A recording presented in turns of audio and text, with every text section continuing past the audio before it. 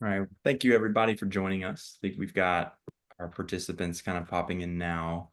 We'll give it just a minute before we start into some of the content. But while we do that, get a little bit of the housekeeping out of the way. One, thank you, everybody, for joining us. We're going to be recording this session. I'm sure you got a notice that we'll be sending this out after the fact. So we have a handful of slides, but a lot of this is just going to be kind of conversing with some of the panelists. But you'll get that in your inbox after we wrap this up. We also have some ability to take questions throughout. If you can just pop those into the chat, we'll be moderating that, and kind of at the end, we'll try and reserve a little bit of time where we can go into some specifics around some of those questions. So without a lot of further ado, I will introduce some of the people that will be popping into the discussion here, and then we'll get into our discussion today. So I'm joined by a couple of my Amsive colleagues. So I've got Lauren Bobo, Senior Director of Digital Media, Chalice Jones, Director of Social and Influencer, and Joshua Squires, Associate Director of SEO. So we've got a few minds representing some of the different practice areas of digital marketing. So we'll kind of talk about a good mixture of things to keep in mind. With that, I want to give just a quick overview of what we'll be discussing here today. I know you got a little bit of the rundown in the registration. We're going to be talking about challenger brands and their marketing. So specifically, what do you do when you're competing for market share against companies with vastly larger budgets or market presence? In essence, like, what do you do when you can't afford to go toe-to-toe against some of those bigger incumbents? If you've got a smaller budget, you need a smarter strategy. So we've got a cross-functional group of strategists on the call today. We're going to unpack a few of the tactics that we have found to be particularly useful in this scenario, more of a guerrilla warfare approach to marketing. And to kick us off, I'm going to go into the first question. We have a few primers that we'll tackle and kind of hear some perspectives from each of the panelists today. So kind of a general overview for the panelists. As we think about the scenario, the landscape that we just laid out, what do challenger brands need to be mindful of when developing their marketing strategies? To kick us off, Chalice, I'll throw it over to you. Yeah. Yeah. So I think when I think about kind of that foundational element, where do we want to start? It's really kind of considering what's even going on out there. What are we up against? You can't really beat something that you don't know what it is. So getting a really deep and strong understanding of what's happening in the competitive space. And there's all sorts of tools you can do around that now. From my angle, we often use things like social listening, and try to get an understanding of what is the share of voice for out there. What are we up against, so we can really analyze what the field looks like before we can go out and try to make some big gains against it. Yeah. All right, what about you, Josh? Anything to add there on that one? Yeah, I think one of the things I see most often is challenger brands not having the clearest or most unique value propositions. And it seems like obvious advice, but it's pretty underrated, especially because if you founded a company and you're a challenger brand, you probably have it in your head day in, day out, what your value proposition is, but it doesn't always make it to the page, and it doesn't always make it to your audience. So making sure that you have perfect clarity in that you're doing those checks before you're putting messaging out in the world that, how is this reflecting our value proposition? What are we telling people about ourselves that we really want them to know? Are we giving them reasons to shop with us, to buy from us, to come to our site? And you can even break that down by your larger and your niche markets.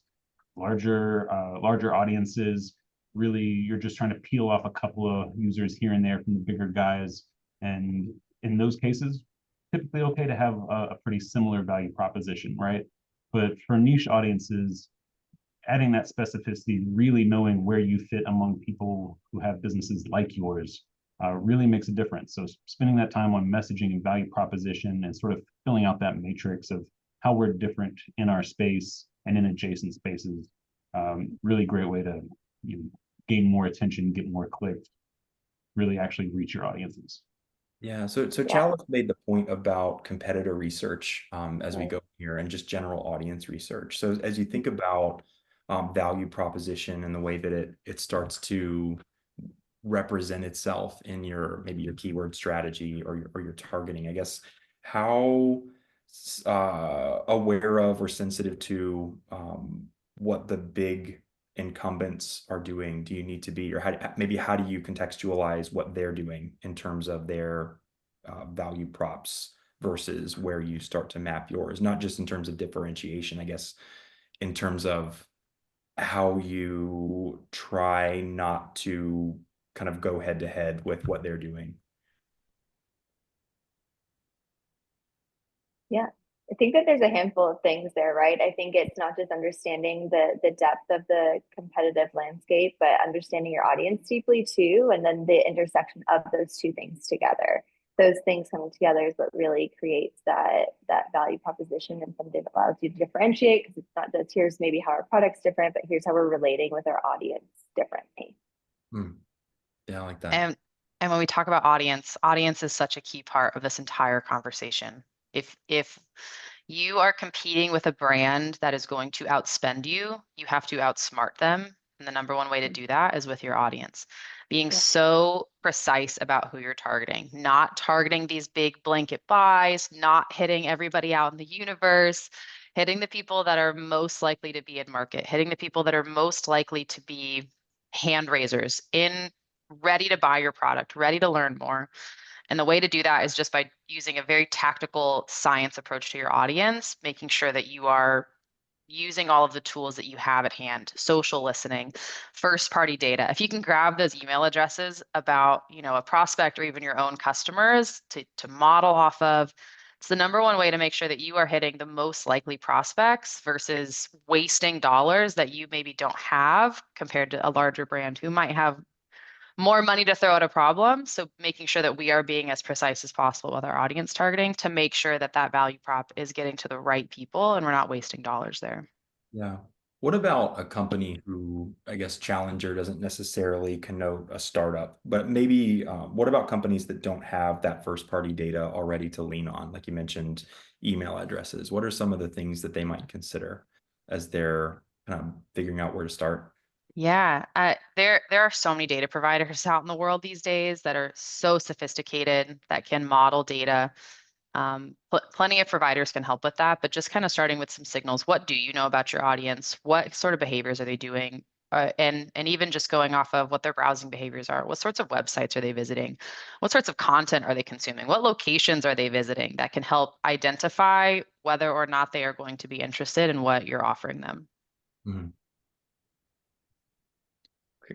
So I know our first question was about kind of general considerations when building a marketing strategy, but maybe to flip that question to its opposite, what do we think about in terms of pitfalls that we see companies in this not category, but this definition set of challenger brands falling into when they're building out their marketing? I can kick it off with a couple. Um, One of the biggest ones that we see is brands focusing too much on the immediate sale, right? So I know I just talked about making Mhm. sure that you're hitting people that are in market that are most likely to convert. But there is a balance to hitting those people that are already aware of your brand. They're already raising their hand. They're already ready to purchase while also building brand equity. We talk about it on the paid media side pretty frequently that brand search is king. If that's the most relevant, the highest relevant people are going to be the ones typing in your brand ready to convert.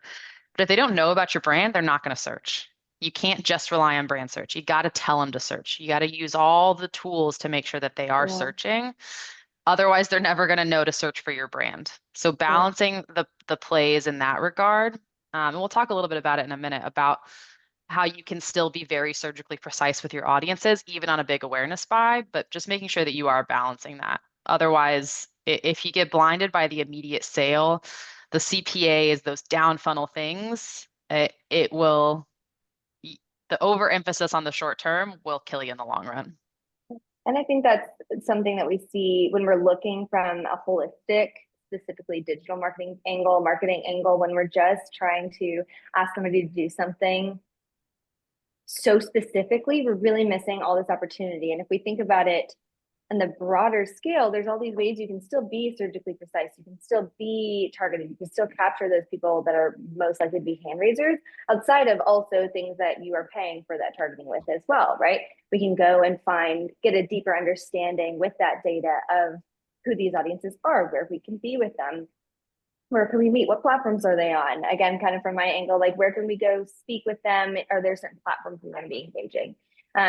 Because again, if they're the most likely to be there, we need to get in front of them and let them know who we are. And there's a lot of ways, both organically and in a paid capacity, to be able to do that. And when we work together on them, we really kind of miss some of those potholes that we might stumble over if we're just looking at those quick gains. Yeah, kind of like, I mean, it speaks to the longer term lens that you have to have with this. I guess there's that early ground that you can make up, but if you think about how much market share you're trying to take as that challenger brand, thinking about, I mean, you obviously have those who are actively searching for your brand, or who are searching for things where you can convert on that sale right now, but kind of building up that pipeline further up the funnel is a great way of kind of turning on a more sustainable market capture engine. It's all about balance. Yeah. Just to What tack else? on real quick, talking about sustainability in that approach, it's super important for search, and particularly organic search, to really hit those high intent users in the beginning, because what you're effectively doing is training. For most of us, it's going to be Google, but generally training the search algorithms that your site is very directly connected to the thing that people are searching for, and that it is a good experience, and that they should send more traffic your way. So when people search for your brand, when you finally get them to do that search and you've targeted the right audience and they're those high intent users, they're going to come to the site, they're going to spend a little time, they're probably going to buy something. And Google can see most of those engagements, right? They see that that was a success in sending a user to your site. And they're going to do that more and more often. From an organic search perspective, that's how you climb rankings and earn organic impressions. And that happens over a long period of time. But when you measure your ROI over months and years, you're decreasing the total cost of your marketing efforts for that audience and making it easier to go after acquisition and higher spend. Yeah. And I think that just last thing to add here is that thinking and that philosophy is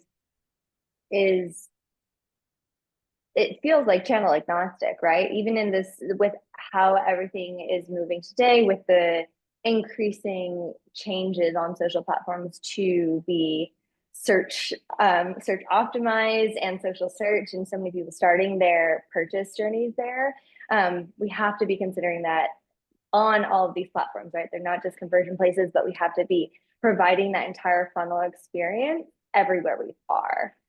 Not just kind of only relying on this tactic or that one to fill those gaps. Yeah, a lot of that just speaks to like building equity within a conversation, right? And Josh, I love that you pointed out it's not just about kind of building that awareness and relationship with users. It's also establishing credibility with the delivery platforms. Like that's important as well. All right, what else we got on this one? Another huge one we pretty frequently talk about is allowing that inertia to give you some data, but then acting on the data. Such a big pitfall of challenger brands, especially when bandwidth is low, time is of the essence, time maybe is not the resource that we have in abundance. It is very easy on certain channels in the advertising world to set it and forget it, to build a campaign, trust that your algorithm is going to optimize for you, it's going to do all of the things, and allow it to just run in the background. That is such a huge mistake that we see all of the time, and something that we combat frequently, that we have to be getting our hands dirty, hands on keyboards, constantly in the platform, making those optimizations. As soon as you get data, allowing it to inform your next moves. How do you ensure that every single dollar is working as hard as possible for you? So making sure that you're not wasting any dollars on any placements, any audiences, any geos, any devices, anything that is wasting money, to make sure that you are performing within your campaigns as optimally as possible. It it's so important. I can't overstate how important it is, and it's a pretty common one that we see. The other side of that is you do have to balance that with allowing your algorithms to get enough data to make decisions. So making sure that you are not spreading your budgets too thin, making sure that you are not trying to test 45 things all at once. So allowing yourself to get a little bit of data to guide your next steps. Yeah. A critical piece there, I guess, is visibility into what your funnel looks like. So being able to have ready access to that data that's coming in so that you can act based on it. And with all that messaging and making sure that you're not just kind of spreading the message out there and making sure that you are, again, being precise with all that, it's making the most out of your messaging and that consistency for the brand. If we're being disjointed in what we're communicating between our different marketing channels, then we're really, again, potentially wasting money because we're not creating this unified experience for a consumer. Obviously, we want to be strategic, we want to be targeted, and especially today, everything needs to be customized, but having a strategic message, again, across the board, across these different efforts, really allows you to be able to create that almost surround sound experience for a consumer, which is what's going to make those gains happen and deepen that relationship and that experience with the brand, which is going to ultimately lead to those gains. Something I've seen is a neglect of a thorough competitor analysis. I think just about every challenger brand has that one other brand that has the target on the back. That's who they're going after. That's who they're differentiating from. But they don't do a great job surveying the landscape. And that, at least for search, and I think social to an extent, is a liability. They're going to get caught off guard by something they didn't know was there. They're going to see a decrease in the efficacy of their messaging because somebody is either talking louder or talking first. And particularly in search, it's kind of amazing to me how few people actually do the searches that they want their own audiences to take to see what shows up when they get there. Numerous times we've done these searches ourselves as part of our daily routine, and we're seeing competitors, or I should say brands, that the challenger brands don't consider competitors. They're maybe not even in the same industry, but they are taking up real estate in search, right? You appear, in spot number 3 because there's 2 other brands that you didn't know were there that the search engine thinks are good answers for that result, even if they aren't. Knowing those things are there and figuring out how to adjust your messaging to unblock yourself and get those top positions, get that additional visibility is a really critical step. Yeah. And I think it speaks to how the audience understands the brand too. If we're just going through what Josh was saying, then, we're missing this opportunity again with connection with the audience and making sure that we are customizing it for them and making sure that they're getting that full brand experience by not understanding the broader landscape, by not understanding, if we're just looking at the competitors, we're really missing that opportunity to see how the consumer is used to being communicated to, what they're used to hearing, as well as what they're interested in and maybe how they're behaving, which again gives us another great little kind of avenue to potentially get in with those smaller segments, or again, really be a challenger against potentially a bigger player. Yeah, I think another piece, just to kind of tie this point back up to the value proposition comment, is for brands that maybe haven't fully developed out their value prop or their messaging, and they're doing some of that competitor analysis. I think doing a search around what other companies are bidding on those types of terms is a great way, or have organic strategies around those terms, is a great way of starting to figure out, like, does the market understand what you mean by the value proposition that you're creating? Or is there so much noise around something else that's the same keyword strategy that people won't be able to readily identify you within that cloud? It's not something that's always appropriate, but it could signify a need for a change in kind of your messaging strategy. Again, that can be a nice indicator, maybe if you haven't done fleshed out audience research to understand kind of the natural language of who you're going after. It can be an indicator that you might need to go back to your audience on that, just to get a little bit more understanding.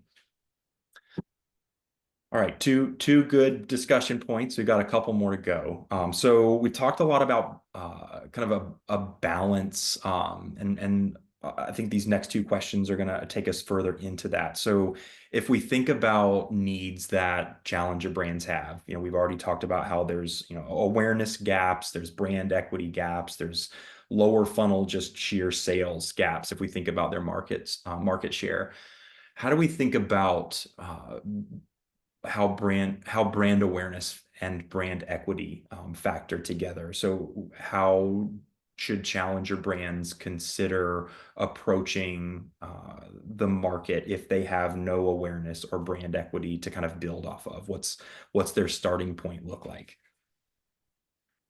This is another place where audience becomes so crucial, especially in the digital space.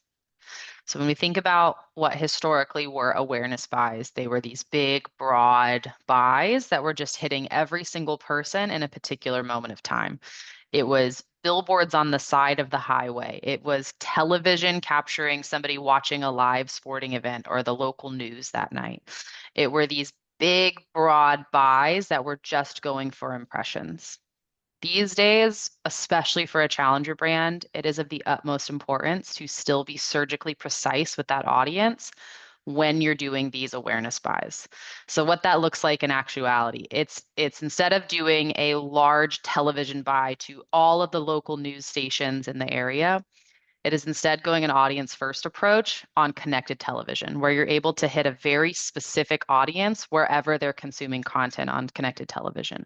Same thing with streaming radio. Rather than just hitting the local radio stations and every single person who's ever possibly listening to those stations at a given point in time, you're instead hitting people that you know are interested, you know are in your market, you know they're the certain job titles that are purchasing at the companies that you want to go after. Whatever that looks like for your brand, you can hit these people where they are consuming content to still hit those awareness impressions without having as much waste as we used to in the past. This can even happen within digital out of home. It's hitting people very specifically, targeting where they are at, targeting the people that are most likely to be there by devices, hitting office buildings that we know the tenants are at. So being very, very surgically precise to make sure that you're not wasting impressions and not wasting dollars, that way you're not wasting it competing with these larger brands. It's being way more surgically precise in your digital buys to ensure that that targeting is there.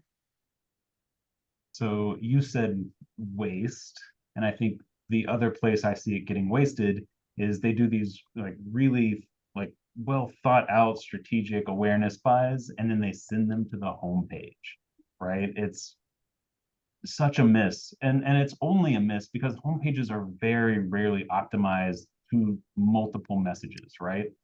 And this is sort of starts to ties it all together, right? There's we just talked about consistency in messaging. Well, if your messaging is consistent across all your awareness buys, your homepage only needs to say one thing, and poof, suddenly you created efficiency where your competition does not have it, right? And you can get even smarter, right? Create smart landing pages. If you're an e-commerce retailer and you're really trying to get some growth in a particular category, right? If you sell a bunch of different categories of products, maybe have messaging specific to one. Make sure that the place your audiences end up matches the messaging that they've seen, and make sure that you can convert them when they get there, right? You don't want to spend all of that money on awareness, because what we typically see in the ecosystem is awareness generates a touch, right? They come to the website, they follow you on social, but then they don't engage for a while. And sometimes it could be like a few days, it could be a few months. Sometimes they don't come back at all, right? And you got to spend more on awareness to bring them back. You have to do remarketing to try to pull them back in. But if you give them a really great experience and a really relevant experience right out of the gate, they're going to be a whole lot stickier, and you're going to get more for your money. Mm. Yeah, I mean Yeah. that just speaks to understanding the customer journey. Like what is the Yeah. entirety of that experience? What does that look like? And I mean, to be fair, a lot of incumbents have done this really well, and that's why they are where they are.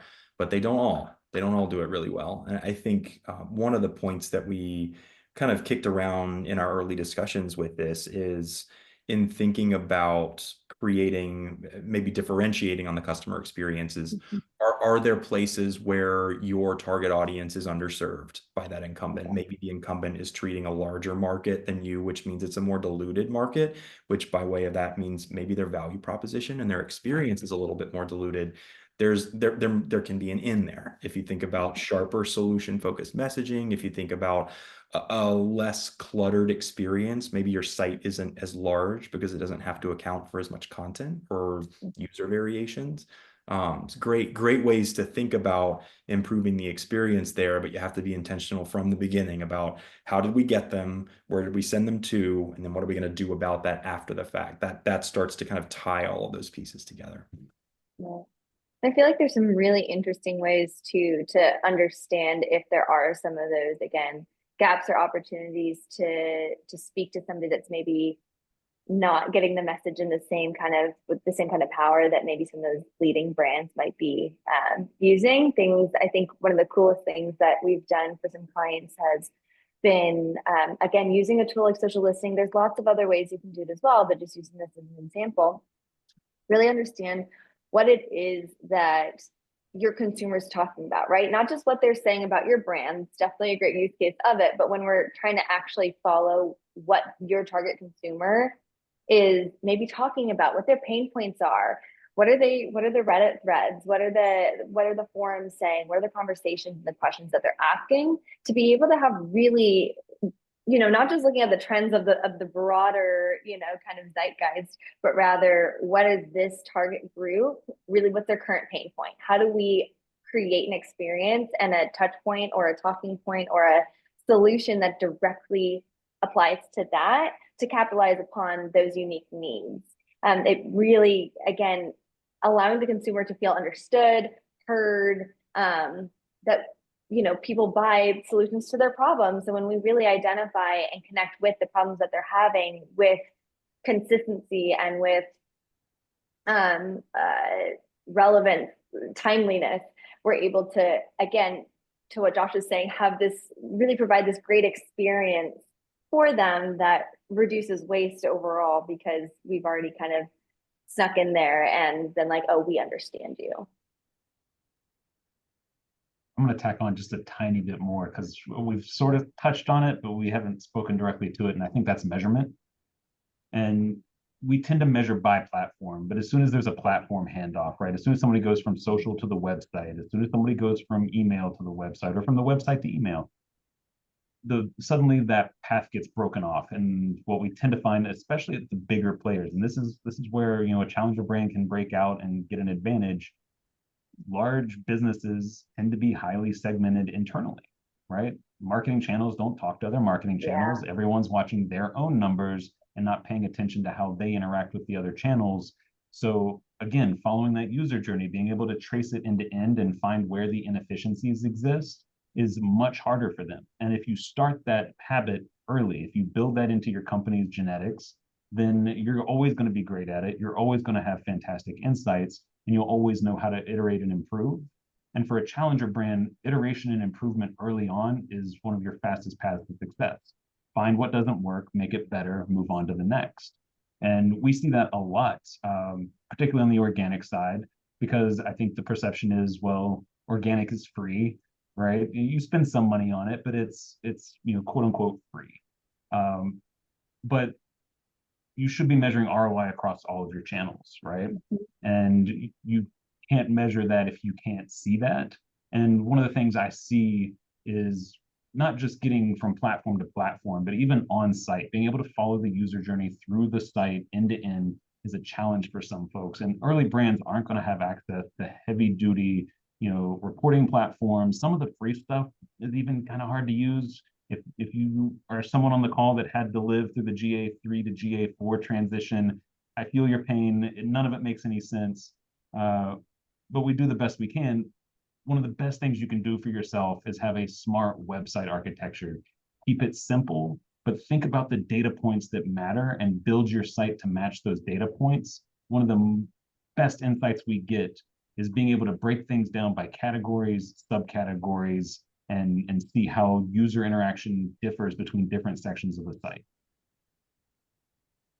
Yeah. And truly that thinking again is universal. What is the bigger kind of messaging, and how do we break it down to become more specific to speak to those individual kind of needs and build from there, and connect with the individual points on the user journey. I think optimizing all of your locations, both from a holistic marketing view as well as your channel specific, right? For social, something we've been talking a lot about is really creating just in the same way we do across our marketing efforts, but how do we think about it when we're looking at just the social platforms? And that's not just organic, that's all of the components of it, the entire ecosystem. What is it to become aware? What is it to consider? What is it to convert? What is it to, retain, loyalty, advocacy, etc. And so when we're aligning there, we're also able, I don't know how many other social managers there might be on the call, but a common pain point that people have is, again, that measurement that Josh was just saying is being able to prove out the ROI. And when we actually talk about how all of our marketing efforts and we streamline the KPIs and the measurement and the success barometers across the board, then we're not trying to constantly prove out why it's valuable, but rather we're seeing it as a strategic distribution channel. And it's really a lot more intentional when we can see that a lot more clearly because we've controlled it and set it up to be that way.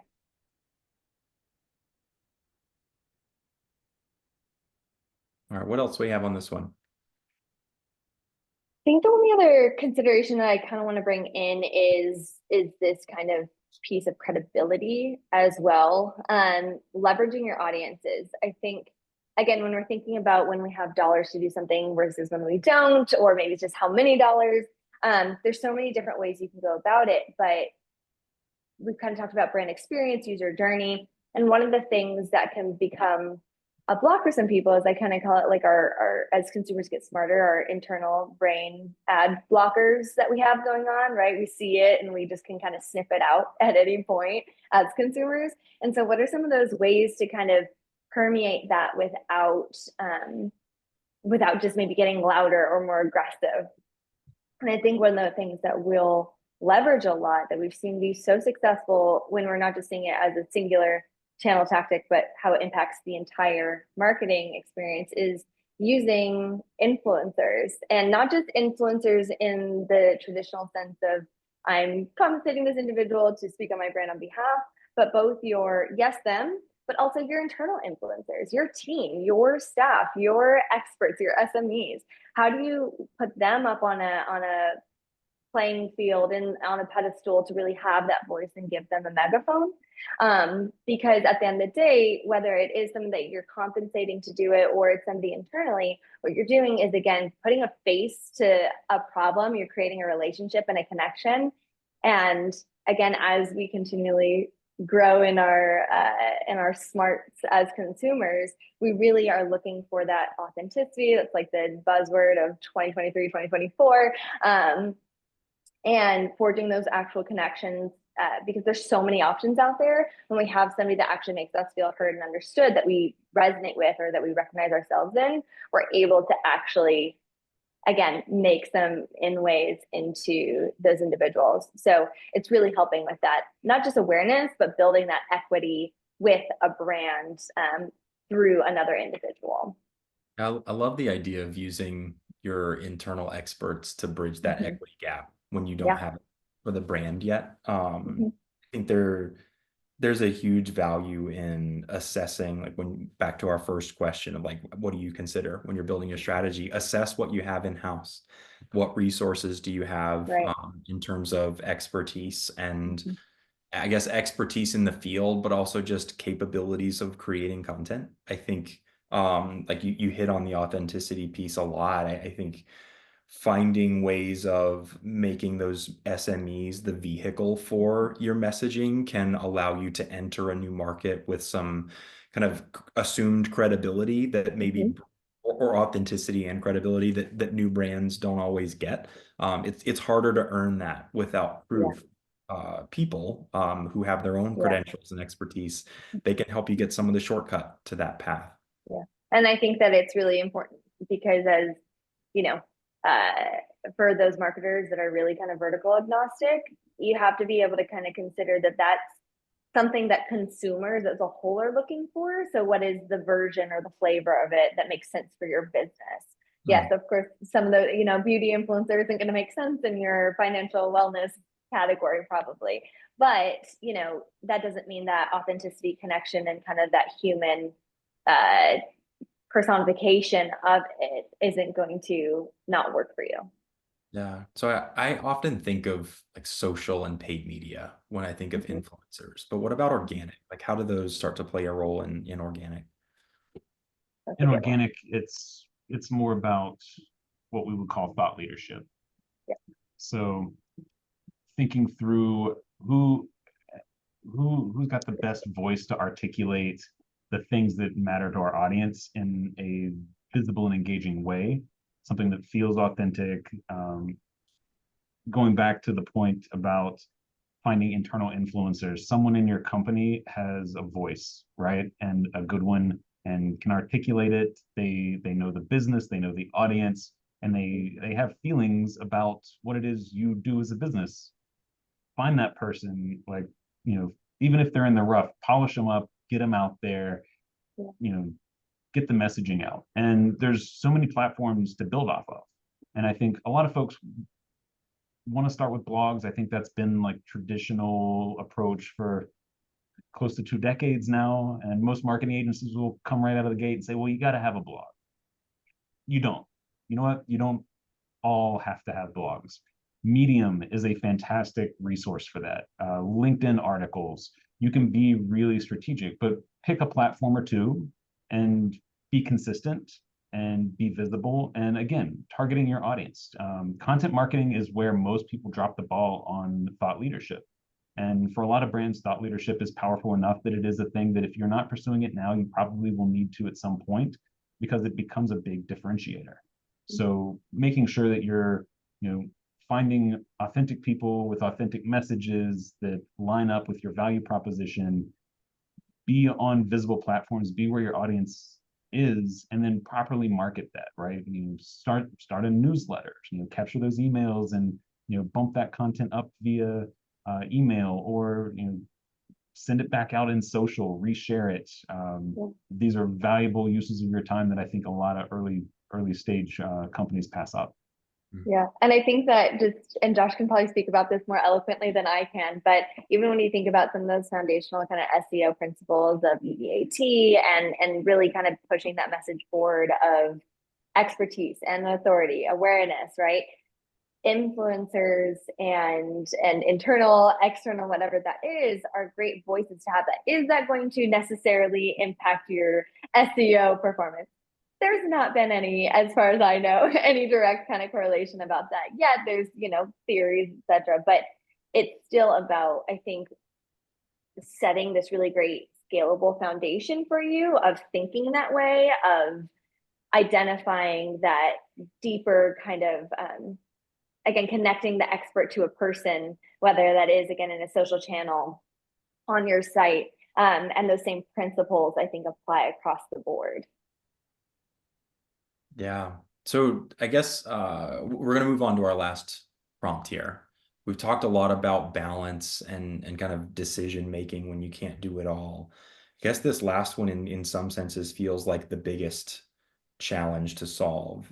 We've talked about the funnel, obviously, kind of to break it down to its most basic blocks. You've got awareness marketing, you've got like demand gen, lead gen. How do challenger brands start to prioritize one or the other when they need to do both? Where do we start with that? I think we sort of touched on it already, didn't we? At least from my perspective, from my channel. It's capturing that existing demand first, right? Establishing a strong foundation. There's always going to be a V1 of the product, the brand, the website, right? Gain as much learning as you can, find the stuff that works and figure out how to amplify it, and then work on revising, cleaning it up, making it more efficient. From an organic perspective, this is super important, right? We need to know what works and we need to drive positive engagement early. In search, there's, at least for Google, there's a theory that there's like this sandbox period. When you're brand new, when there's not enough information on the internet about you, Google will test you out. and just see, like, do people like this? And nobody knows if this is real, but the data sure does look like it is. You want to show Google the best side of you early, right? So making sure that you got all your ducks in a row when you go live, and that the pages that exist on the site are there to convert people who already see the value, who are your highest probability purchasers. And I think it's kind of easy to shrug search off, right? I think social is so much more exciting, and paid just makes a lot more sense to people, right? It's concrete numbers. There was a study that came out just a couple of weeks ago.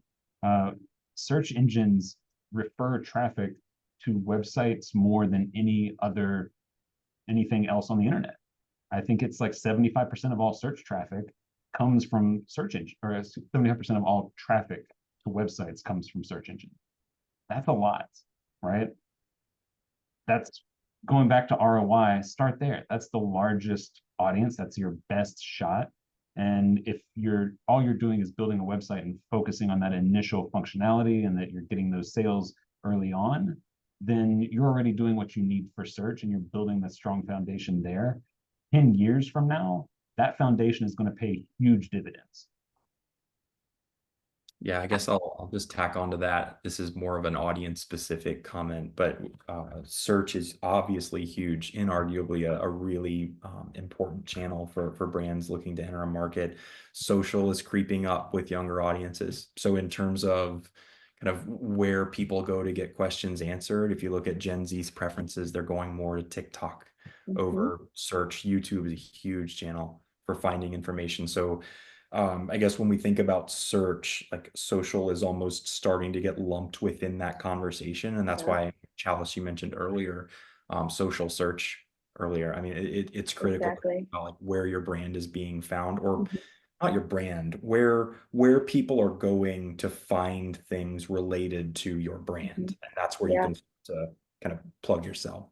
Yeah, definitely. And I think, that's why we were kind of talking about looking at the entire piece of it, because if we're just looking at it, as Josh kind of mentioned, internally, especially as marketing continues to become more and more segmented with very specific niches and specialties, we get really good at those things, but we kind of lose sight of the bigger picture and understanding, again, that user journey, and that people still they're looking it up, and where they're going to look it up is going to change over time, or maybe start in different locations. And so, but if we have a solid foundation and alignment across the board, across all those channels, tactics, etc., we have kind of a search methodology, or we know what people are searching for. So what are then the channels and the ways, between SEO, social, even, certain paid placements that we can be to answer those search questions. And so it's not siloed. We have to begin thinking about it, again, audience first and not channel first. Yeah. So there's a lot to do. We have to figure out what's the most impactful. Lauren, do you have any thoughts? Of course I do, Greg. My big thought here, of course, from the paid perspective, is a test and learn approach. Start small, do some tests, learn some things, iterate, test again, learn more things, right? You can't just come in at, when we talk about challenger brands, not just startups, any brand that's having to outcompete somebody that's much, much larger than them. It's all about doing these small tests, especially mid and upper funnel, to figure out where there's demand, where is there revenue, where is there conversions to be had, and then how do we scale from there? It's the number one thing. It's just like we talked about. Let the data talk to you, but you got to use the data. You got to test, you got to learn, you got to iterate. Yeah, and between the different audience sizes, again, the company sizes, the brand sizes, right? Whether you're a startup or you're ginormous, facing more ginormous, right? Very technical terms. But again, there's so many ways to get in there and understand. We kind of talked about some earlier between using something like social listing, but there's also kind of, Lauren said, hands on the keyboard, but that boots on the ground approach a little bit too, with organic strategies of getting having brands or thought leaders or influencers on behalf of the brand getting out and having conversations with their target audience in certain locations online, right? The different social conversations, complementary brands, certain thought leaders in the space, and having kind of a say to be like, hey, we also have something to say here and we have a specific POV. And that's a great way to kind of get that awareness kind of going up and maximizing your dollars and your spend rather than only relying on increases of budget. Mhm. I think like one of the pieces that's really critical to build in from the beginning when you don't know what's going to be best is just a budget for testing, right? You're going to have your best guess at what's going to work, but like you said, we're always fluid, and it's nice to have kind of a portion reserved for maybe we see that a piece of content worked really well and we'd like to do a follow-up. It's nice to go ahead and have that accounted for so that you can move swiftly while you've got the interest there. You can nurture your audience with that and try and drive those conversions quickly. Well, and especially being comfortable with that testing budget, understanding that if we're going to carve out this budget, let us test. Let us, it might fail, but that's how we learn that something didn't work. And that's how we learn where to go from here. We're going to get learnings from it. It's something we talk about with our clients all the time, that we're going to turn on a test and you got to give us a little bit of time to figure out where the nuances are, where the learnings are. We talked about pitfalls, but a pretty common pitfall is being very uncomfortable to turn something on and not see immediate ROI within 24 hours of turning something on, right? And that's not always how it happens, especially if we're talking about these more awareness buys where we do need to build up some brand equity. We're not going to immediately see sales from something super upper funnel. So carving out a specific testing budget and aligning on a KPI for that is so huge. Agreeing with your stakeholders, thank you for the visual here, agreeing upon what are we measuring each of the different stages of the funnel, and then holding ourselves to that. That way we don't launch a massive CTV buy targeting our very niche specific audiences and expect them to perform exactly the way branded search would. Or launching an organic social buy that's maybe meant to drive a little bit more brand equity, kind of get the word out a little bit more, and not expect it to perform exactly the same way that our down funnel campaigns would. So carving out that testing budget, carving out a budget, agreeing upon KPIs with everybody involved, not just you, but every stakeholder that's going to talk about this. Josh, you talked about it a minute ago. All the different marketing teams that all have their own numbers, their own budgets, their own KPIs, but getting everybody to agree on what we're chasing after at each stage of the funnel and how we're measuring each individual thing is pretty key to being able to measure success and iterate tests and get better and better. Something folks could consider too is testing in one platform, testing in one channel can yield learnings that you can use in other channels, right? Absolutely. We use that a lot in SEO. If I want to, optimize for click-through rates in search, I want to go to paid and see what messaging is getting the highest click-through rates and help me craft better titles to get that higher click-through rate in search, right? Figuring out where messaging resonates, where it doesn't, and then figuring out how to cross-pollinate. Again, something that non-mega brands have an opportunity to do, where these giant corporations are going to struggle because every department is 3 miles deep and 10 inches wide. They don't talk to each other. They don't cross-pollinate well, and where they do, it tends to be at really specific points in time. Any of the large in-house teams I've worked on, there's usually like some sort of like quarterly sit down with marketing where everyone like talks and meets. If your opponents are meeting once a quarter and your team is meeting every single day, once a week, that's an opportunity, right? Cross-pollinate those learnings, have readouts on tests with the entire marketing team and see what ideas get sparked. Yeah, definitely. That sharing of learning is so important. And I think such an under-tapped kind of, treasure trove. It's such a great opportunity because we all have, yes, different things that we are able to optimize against. And because of that, we can get certain learnings faster than some, certain channels can get different learnings quicker than others, right? I love to use the example of, with organic social, we're turning out so much content all the time with all sorts of different messaging. We're, and there's usually a little bit less pressure on each piece of content because we are turning out so much. We can kind of do that test and learn so much quicker. So while it might not be a true direct A/B test, we get these learnings and these insights that allow us to be like, hey, did you guys know that actually this thing is crushing it right now? This might be a really great opportunity for us to get this out in some other channels and see how that's resonating on a potentially a heavier investment area. Yeah. It's all part of that agility, right? And Big time. it's part of the beauty of when you get a squad like the three of us when we get to work on an account together. It just, the nimbleness and the agility that comes when we can all share our learnings is unmatched. Big time. Yeah.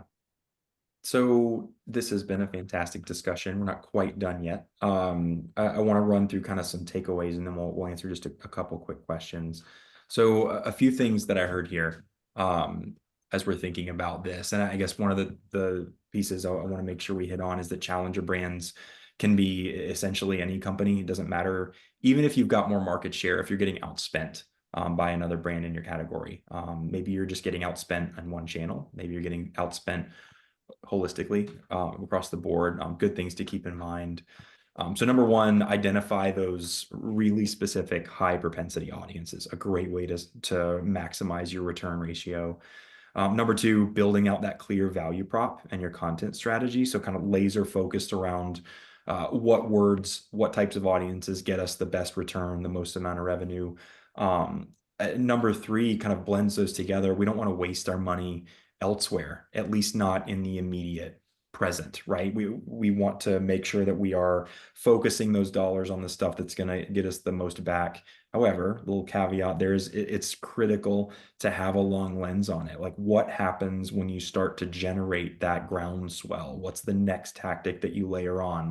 How do you start to expand your marketing campaign once you've started to see some of that growth?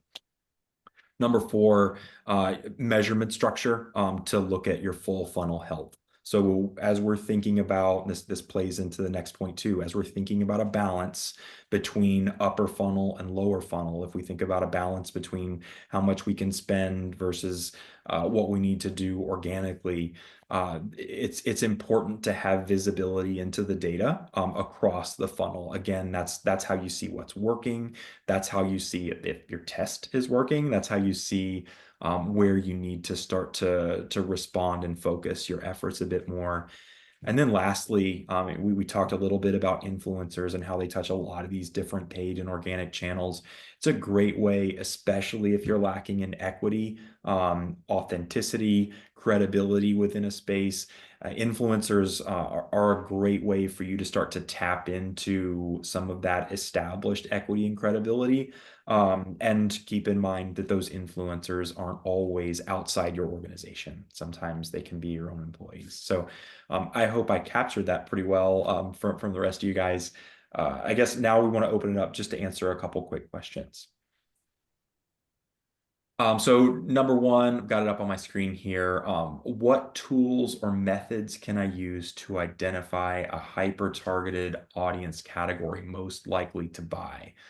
So I think there's a lot of ways that this starts to represent itself, but Lauren, I'm going to go to you first with this one and the rest of you guys can chime in. Definitely. Thanks, Greg. Definitely the kind of data that you're looking for are things like in-market signals, these audience signals that are propensity, a new mover audience, depending on your industry. Lots of different tools that are out there. There's some social listening.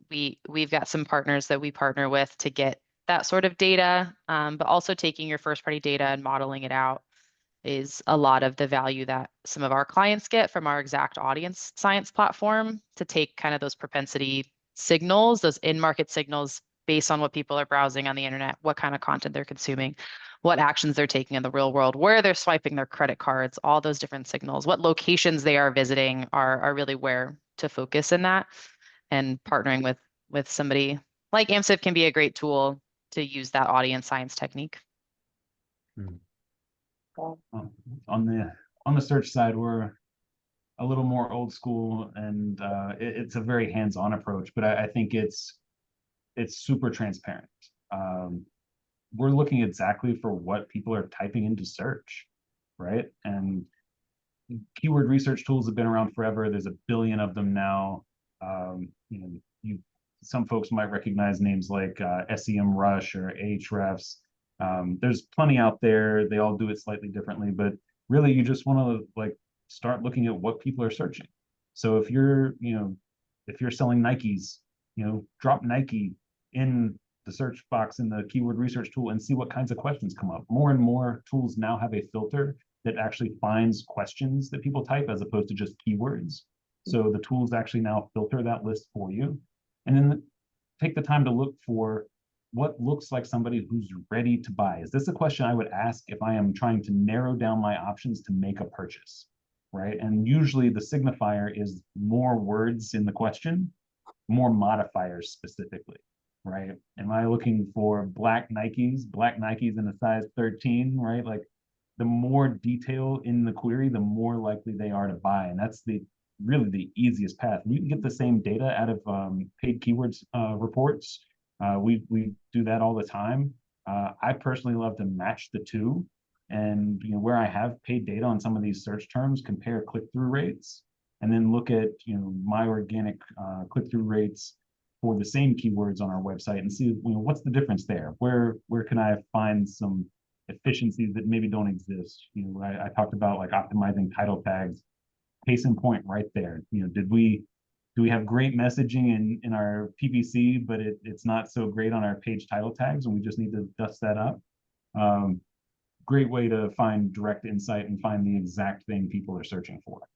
Yeah. And then just to kind of last thing on that, I think would be also looking at the broader, to what Lauren was saying too, about understanding where are they, what are they looking at, and also what questions do they have, what's the intersection of those things, and how do we then maybe listen in on those conversations that people are having to, again, be able to more quickly identify real-time pain points that the consumer is having using tools like social listening, as well as manual or just being present on the platforms. There's so many tools out there now, but really listening not just to what they're talking about in regards to your brand, but also their broader pain points for them as consumers, and finding unique creative ways to marry those two things together.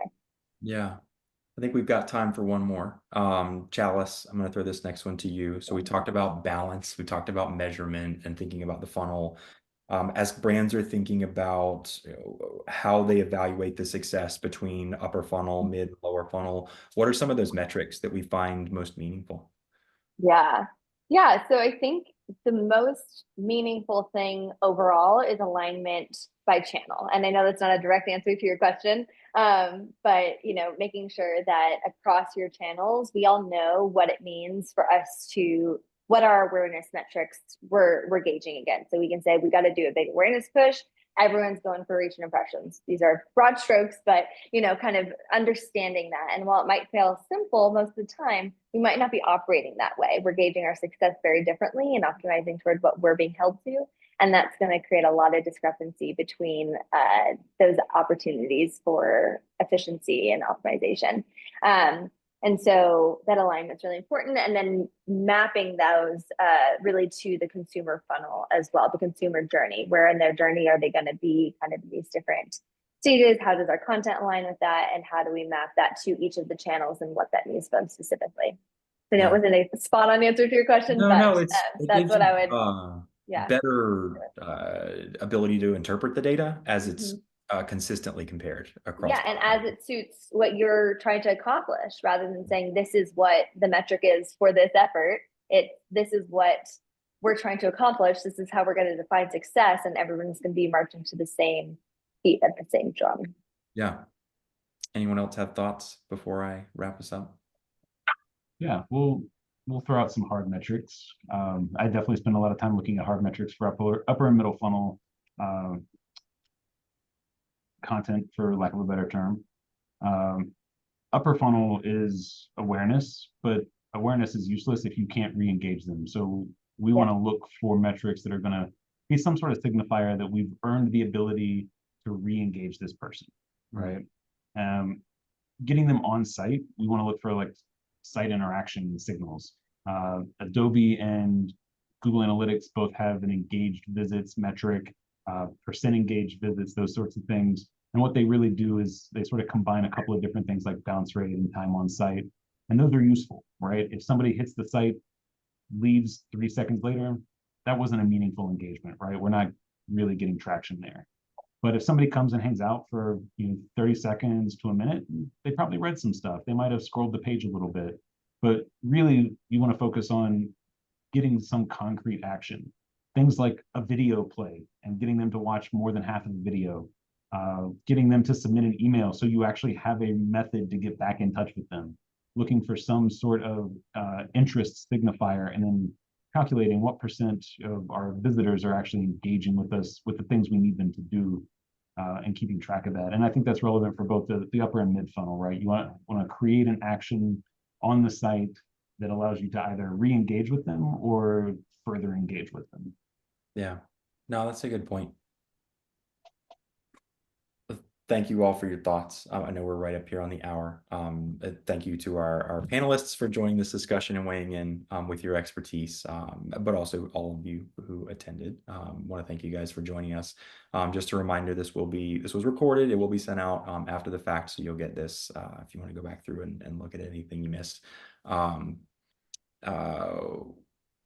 I guess with that, we'll wrap up the discussion, but thank you again for everyone. I hope you join us for our next one.